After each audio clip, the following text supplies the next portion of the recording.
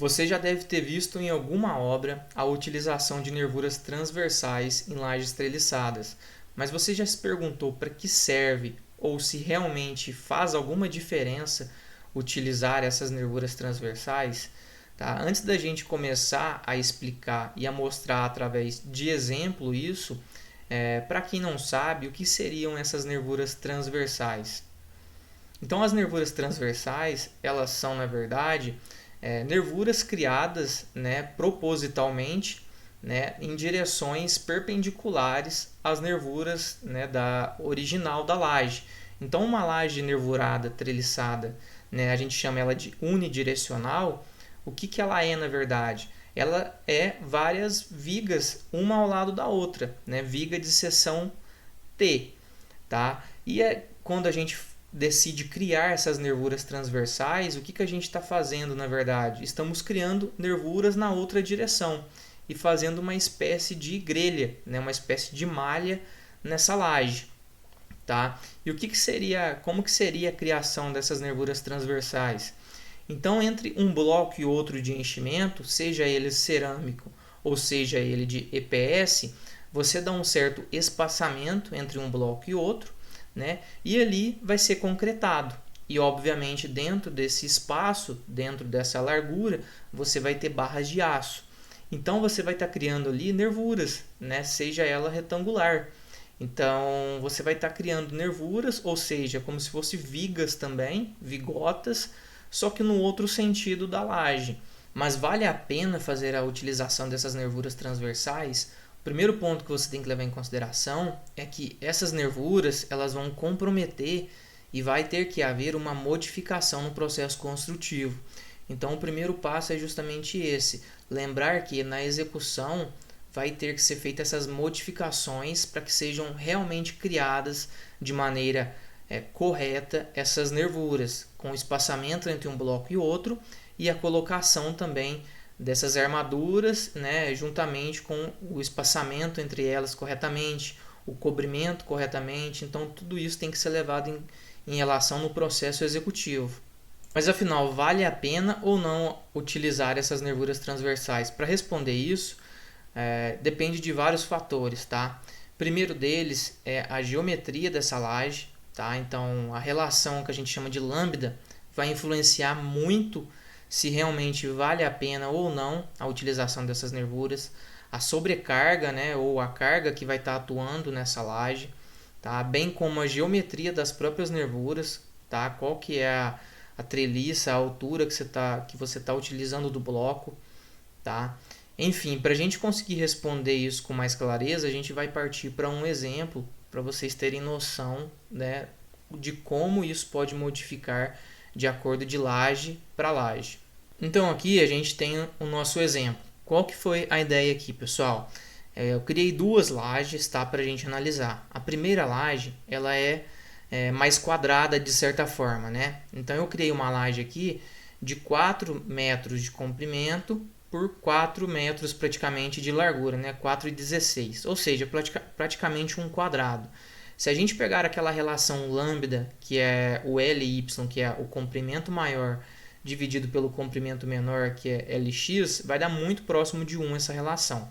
Tá? Então essa laje aqui, eu criei ela, né, como uma laje treliçada convencional, onde ela tem 16 centímetros, né, de altura total, que é 12 centímetros do bloco de enchimento em EPS, tá? Mais 4 centímetros de capa, totalizando aí 16 centímetros de altura total. Tá? Além disso, eu utilizei aqui uma carga de carga permanente aí, devido ao revestimento, por exemplo, de 1 kN por metro quadrado. E uma sobrecarga, tá, de 1,5 kN por metro quadrado. Tá? Além disso, eu criei uma segunda laje com a mesma geometria. Tá? Então é a mesma laje de 4 por 4,16, só que qual que é a diferença aqui? Eu criei nervuras transversais nessa laje. Então tem o sentido aqui longitudinal dela, que é das treliças, tá? Mas além disso, eu coloquei lá que a cada bloco, né, era para se criar uma nervura transversal com 10 centímetros de largura, tá? E o bloco aqui, eu estou usando um bloco de EPS de 80 centímetros de comprimento. Então, a cada 80 centímetros, ele está criando uma nervura transversal. Tá? Então, é basicamente essa mesma laje com relação à primeira. Analisando no estado limite último, a primeira laje, né, foi gerado aqui que ela precisa de uma treliça de 12 centímetros de altura, né, que é uma treliça padrão, tá? Mais duas barras de 5 milímetros como armadura complementar. Tá? E essa laje está sobre um momento fletor aqui de 3,6 kN vezes metro, né? Ou 0,36 tonelada-força vezes metro. Tá? Então ele está usando uma treliça de 12 centímetros de altura, que é uma treliça que já tem duas barras de 5 milímetros na barra inferior como padrão, e além das duas barras que já tem na treliça, ele está adicionando mais duas barras de 5 milímetros. Se a gente comparar agora com a laje que a gente criou as nervuras, então a gente pode olhar aqui, qual que é a diferença? Né? Praticamente nenhuma com relação ao estado limite último. Também está usando uma treliça de 12 centímetros, que já tem duas barras de 5 milímetros como barra padrão, e está também adicionando mais duas barras complementares de 5 milímetros.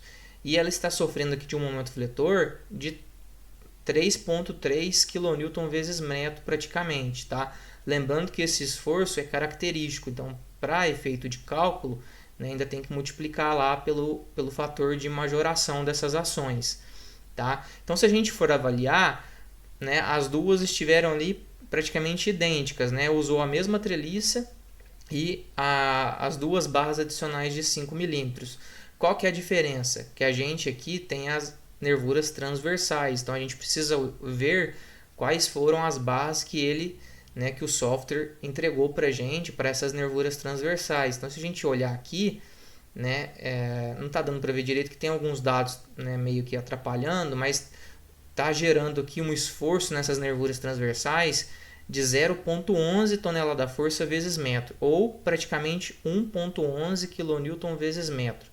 Tá? Se a gente for calcular essas barras, a barra de aço para resistir a esse esforço, né, daria uma barra aqui, ó, de 6,3.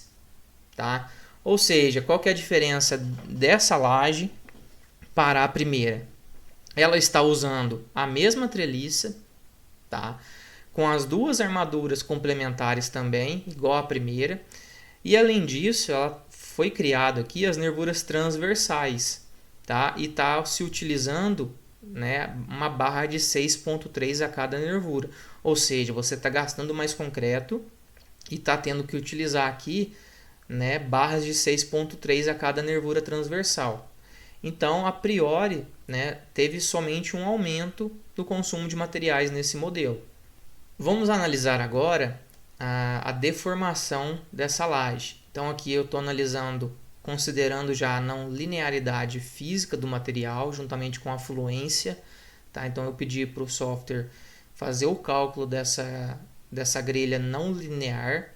Tá? E aqui a gente pode ver os resultados da deformação, né, da flecha total.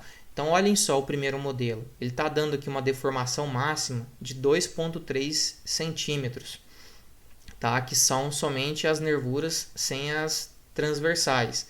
São somente as nervuras da própria laje unidirecional.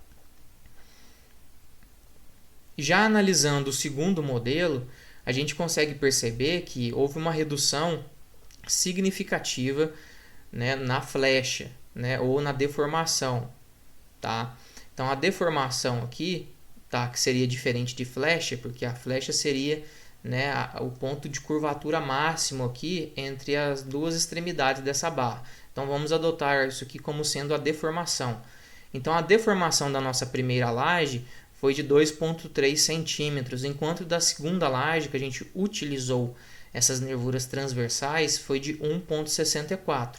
Então a gente vê uma redução significativa na deformação dessa laje. Então, se não houve melhora com relação ao estado limite último, né, até houve um consumo maior de armadura e de concreto, houve sim uma melhora significativa na deformação dessa laje. Então, para o nosso segundo exemplo, eu criei uma outra laje modificando a sua geometria em planta. Então, ela tem o mesmo carregamento, a mesma seção transversal, a mesma altura de laje do que o nosso primeiro exemplo. A única diferença é que agora a gente vai ter uma largura, né, bem maior do que a anterior. Então, eu coloquei aqui uma largura de 6,6 metros praticamente. Então, a relação lambda dela é bem maior do que 1, ou seja, ela não tem uma característica, né, de um formato tão quadrado igual a primeira, né? Muito pelo contrário, ela foge totalmente dessa característica.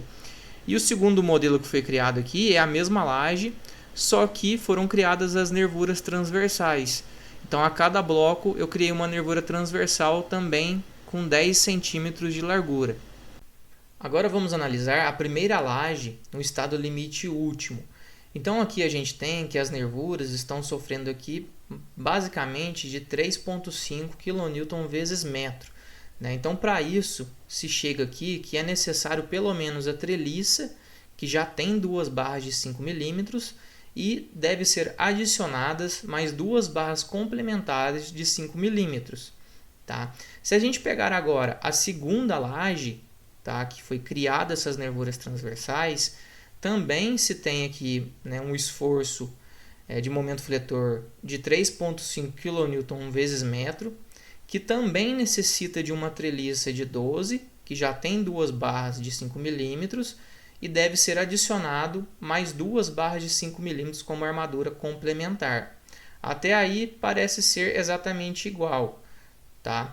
No entanto, se a gente analisar agora, né, no outro sentido, a gente vai ter aqui, ó, que ela está sofrendo, né, um momento fletor, essas armaduras, essas nervuras transversais, de basicamente 0,09 tonelada-força vezes metro, o que dá mais ou menos 0,9 kN vezes metro. Lembrando que esse esforço é característico, ainda deve ser, né, multiplicado pelo fator de majoração. Tá? Bom, qual a armadura que é necessária nessas nervuras transversais, então? Aqui ele gerou também uma barra de 6,3 milímetros. Então, até aí, está bem parecido com a primeira laje que a gente analisou, que era mais um plano quadrado, né? No estado limite último, né, não houve uma ajuda significativa, de certa forma, né? Na verdade, houve até um consumo maior de concreto para se criar essas nervuras transversais e um consumo maior de aço para colocar em cada nervura transversal. Já analisando as deformações na grelha não linear, considerando a não linearidade física e a fluência nesse concreto, o que a gente tem de resultado? Então, na primeira laje, a gente tem uma deformação máxima aqui no centro da laje de 2,53 centímetros. Agora, olhem que legal, pessoal. A gente tem na segunda laje uma deformação máxima de 3,05 centímetros. Ou seja, mesmo com as nervuras transversais adotadas, né, usando as nervuras transversais neste caso aqui, elas pioraram a situação. Ou seja, houve um aumento de aço e de concreto para ser realizadas essas nervuras. Tá? No estado limite último não houve mudança nenhuma. A gente teve que usar a mesma quantidade de aço nas treliças e ainda assim teve que se utilizar o aço nas nervuras que a gente criou e o consumo a mais de concreto para ser realizado essas nervuras. E no estado limite de serviço, houve uma piora significativa nessa deformação. Então, o que a gente pode retirar de conclusão dessa análise? Bom, o primeiro é que depende muito da geometria da sua laje.